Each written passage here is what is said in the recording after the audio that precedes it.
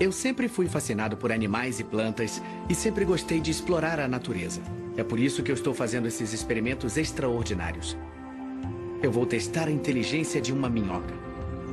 Você está se divertindo. Vou ver se um gorila consegue se reconhecer no espelho. E vou tentar seguir uma planta que se move muito devagar. Por que estou fazendo esses experimentos? Porque Charles Darwin fez todos eles. Darwin, o maior biólogo de todos os tempos.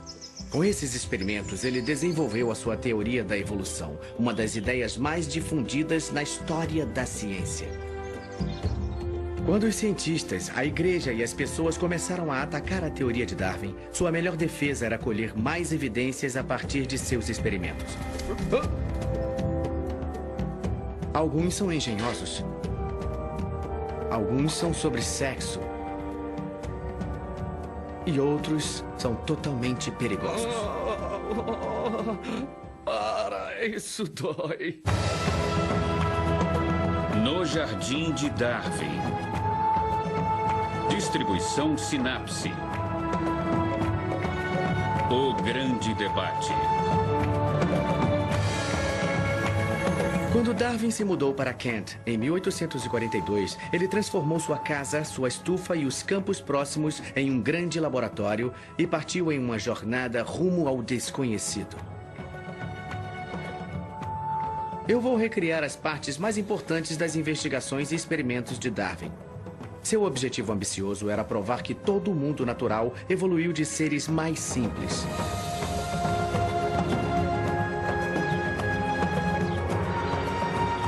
Darwin trabalhou em sua teoria inovadora por mais de 20 anos.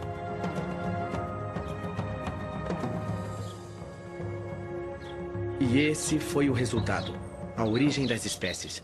400 páginas de argumentos, evidências e ideias bastante detalhados causou muita confusão.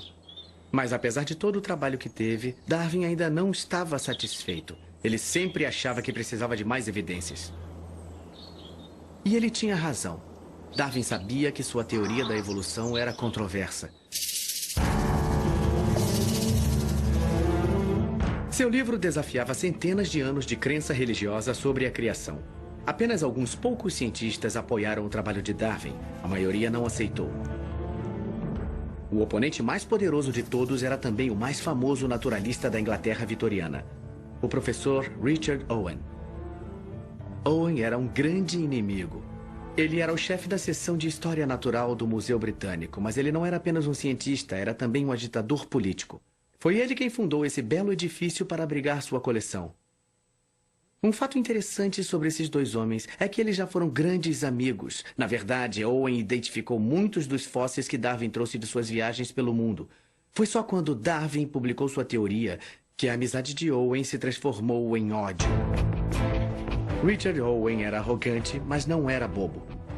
Como cientista, ele viu algum mérito no trabalho de Darwin. Mas Owen discordava da afirmação de que o mundo natural não precisava de Deus. Owen era um homem religioso e se sentia ofendido com as afirmações de Darwin de que o homem evoluiu do macaco. Ele via Darwin como uma ameaça às crenças religiosas e à eminência científica.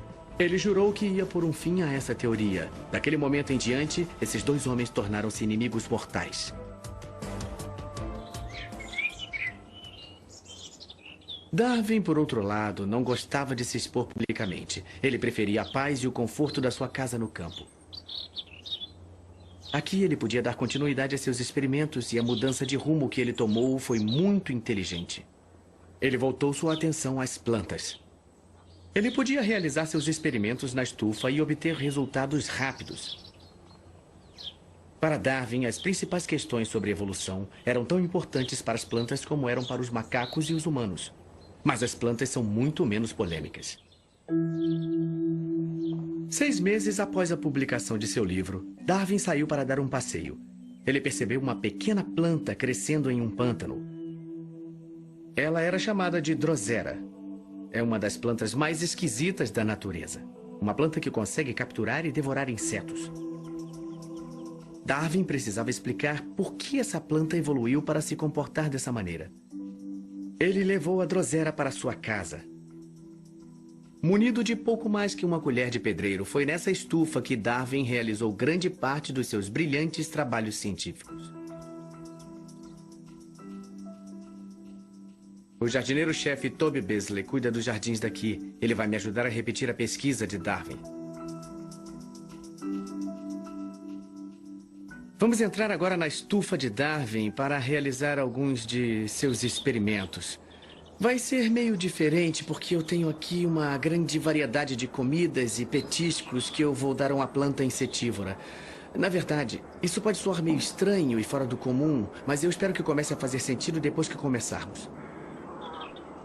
Pronto, Toby, eu tenho aqui o material e as anotações sobre esse experimento. Certo.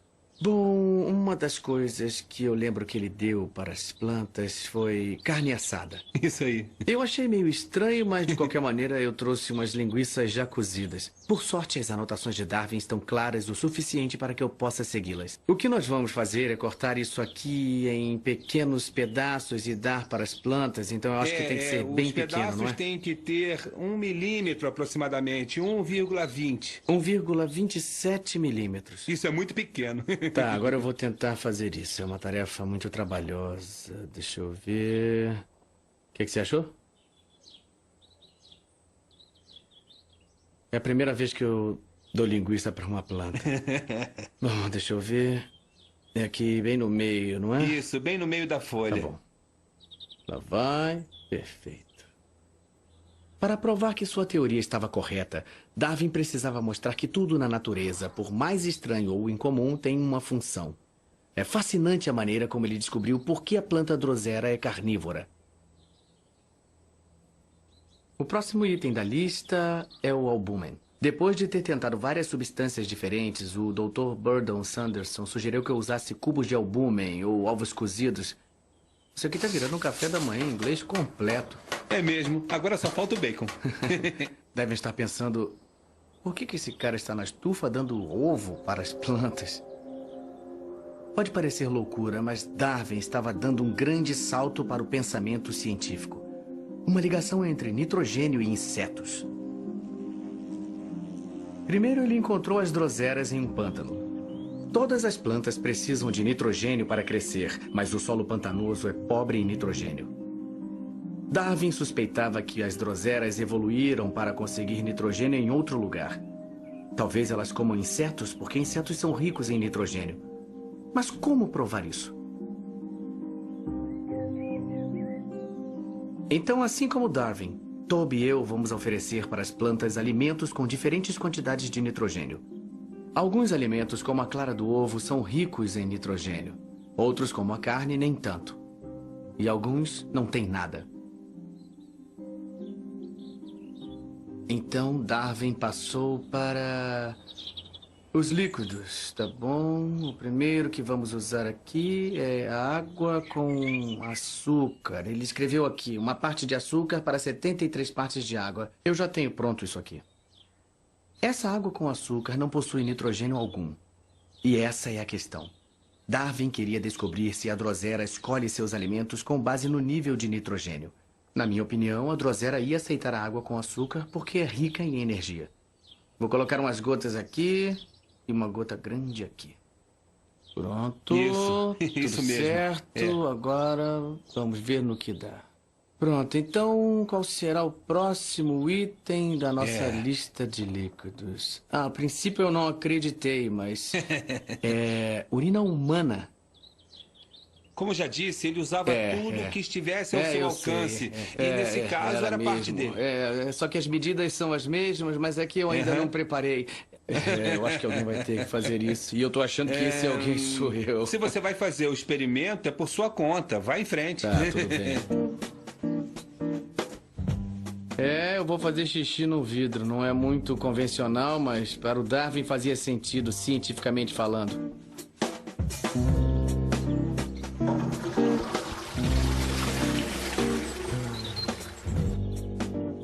Prontinho. Eu sei qual eu preferia beber. Água com açúcar, mas isso é pra mim. Para uma planta, a urina seria bem mais adequada. É isso aí, tem nitrogênio. Tá bom. Vamos ver o que acontece. Legal. Isso é muito estranho. Vamos lá. Vou tentar não derramar. Agora a gente coloca uma gotinha aqui. A urina, assim como a clara de ovo, é muito rica em nitrogênio. Pronto? Pronto. Agora só precisamos voltar aqui amanhã para ver os resultados. Tudo bem. Até amanhã. Tá bom, foi ótimo. A Drosera leva 24 horas para fechar seus tentáculos gosmentos e devorar a comida aprisionada. Mas a Drosera é bastante exigente. Ela só se fecha quando a comida a agrada. Se os tentáculos não se fecharem, é porque a comida foi rejeitada.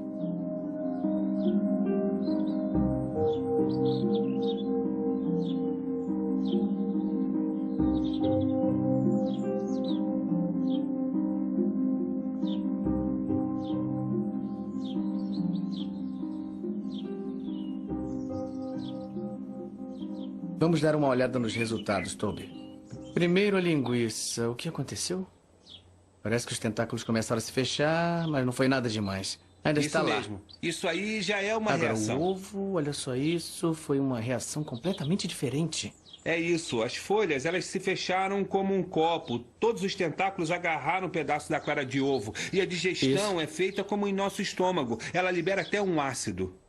Isso, nossa, impressionante. Então a linguiça funcionou, o ovo funcionou também. Sem dúvida. Resultado positivo. Agora, com o açúcar, a gente estava um pouco desconfiado. É.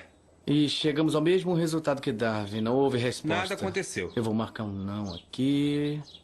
Por último, mas não menos importante, a urina. Parece ter provocado uma reação maior. De novo, ela se fechou totalmente sobre ela. Então, só pode ser o nitrogênio. É isso, ela procurou nitrogênio na urina. Já no açúcar, ela não encontrou nitrogênio, então ele não tem teve utilidade. efeito, mas com a urina, a reação foi visível. Foi um resultado perfeito para Darwin e para nós. Quanto mais nitrogênio houver no alimento, mais vigorosamente a Drosera reage. O ovo cozido e a urina foram os vencedores. O engenhoso experimento de Darwin em sua estufa esclareceu por que as droseras se alimentam de insetos. Em terrenos pantanosos, os insetos são a principal fonte de nitrogênio para as droseras. Isso dá a elas uma vantagem sobre as outras plantas, e é por isso que elas evoluíram essas adaptações extraordinárias para capturar insetos. Mas Darwin não parou por aí. Como sempre, ele tinha outra questão.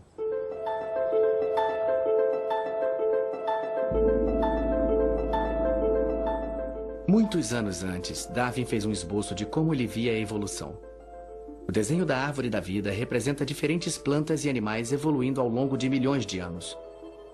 A teoria revolucionária de Darwin diz que todas as plantas e animais estão relacionados. Isso significa que muitas gerações atrás, os animais e as plantas devem ter um ancestral comum.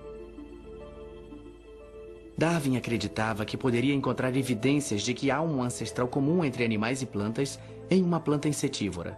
Dessa vez ele investigou uma planta ainda mais veloz e brutal, a Venus papamoscas ou Dioneia.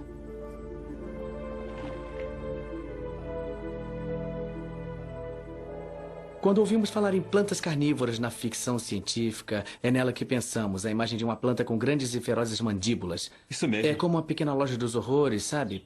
Plantas carnívoras. É isso, E o interessante é que Darwin testou a reação das plantas usando vários pelos e pedaços de algodão, assim, para ver o que acontecia. Ele queria testar a sensibilidade da armadilha. Darwin estudou a armadilha usando um pedaço de linha. E eu vou fazer o mesmo. Darwin percebeu que os 3 pelinhos no interior de cada folha funcionam como uma espécie de gatilho. Quando o inseto toca em um deles, a armadilha se fecha. Isso aqui representa uma grande e suculenta mosca. Com as patas se mexendo. E se dermos sorte, a gente vai ver ela se fechar. Lá vai ela, olha isso. É rápida, não é? É mesmo. Ela não vai deixar escapar nada.